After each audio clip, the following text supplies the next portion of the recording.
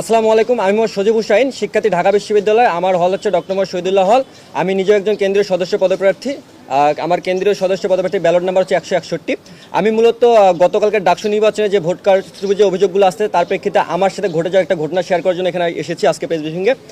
মূলত হচ্ছে আমি নিজে যেহেতু ঢাকা বিশ্ববিদ্যালয়ের শহীদুল্লাহ হলের শিক্ষার্থী, আমি সেই হিসাবে আমি নিজে একজন হচ্ছে ভোটার। সেই জায়গা থেকে হচ্ছে আমি ভোট দিতে যাই ডক্টর মোহাম্মদ শহীদুল্লাহর যে কেন্দ্র কার্জন হল, সেখানে ভোট দিয়ে যাই এবং সেখানে আমি ভোট দেওয়ার পর আমি যখন রাত্রেবেলা রেজাল্ট শুনি তখন হচ্ছে আমি যেই জিএসকে ভোট দিয়েছি সেখানে সেই জিএসের ভোট আসছে 0। আমি যদি স্পেসিফিকভাবে বলি, আমি 3 জনকে ভোট দিয়েছি।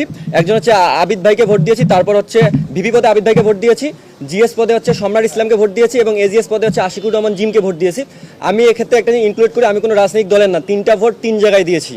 সেই জায়গা থেকে যে আমি যে জিএসকে ভোটটা দিয়েছি, সেই জিএস যখন রেজাল্ট শুনে হচ্ছে উনি নিজেই আমাকে নক করেছিল।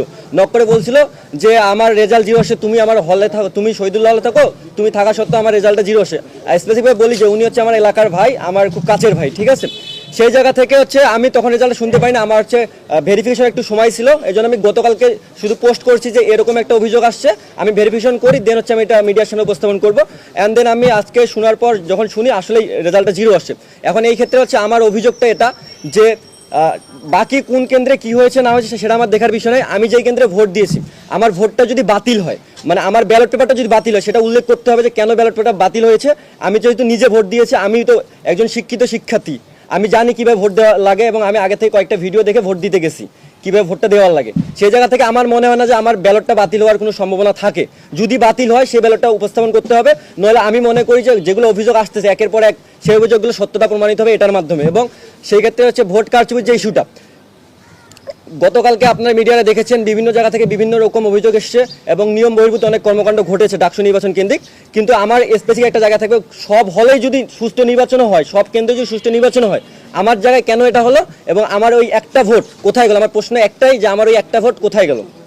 এটাই জন্য আজকে আমার প্রেস ব্রিফিংটা করা। এবং বাকি অন্য ইস্যু, যদি ঢাকা বিশ্ববিদ্যালয়ের শিক্ষার্থীদের উদ্দেশ্যে আমি একটা কথা বলছি, তারা যদি বলে যে ভোট সুষ্ঠু হয়েছে, তাহলে আমি মানতে রাজি আছি যদি আমার এটা দেখায়। এবং ঢাকা বিশ্ববিদ্যালয়ের শিক্ষার্থী যদি এটাকে গ্রহণ করে, তাহলে সাদরে আমিও গ্রহণ করব। কিন্তু আমার ওই একটা প্রশ্ন আমি জবাব চাই যে আমার ভোটটা গেল কোথায়। আসসালামু আলাইকুম।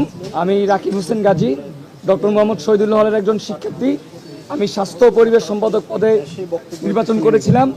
আমরা শুরু থেকেই আমাদের যে বিশ্ববিদ্যালয়ের যে নির্বাচন কমিশন আছে, আমাদের প্রশাসন, আমরা দেখেছি প্রশাসন পক্ষপাত দুষ্ট আচরণ করেছে। যেমন আমরা প্রথম দিন যখন দেখি যে প্রার্থীদের চূড়ান্ত তালিকা দেওয়া হয়েছিল, সেদিনই প্রার্থীদের চূড়ান্ত তালিকা বিকেলবেলা দেওয়া হয়। প্রার্থীদের চূড়ান্ত তালিকা দেওয়ার সাথে সাথে কিভাবে একটি নির্দিষ্ট ছাত্র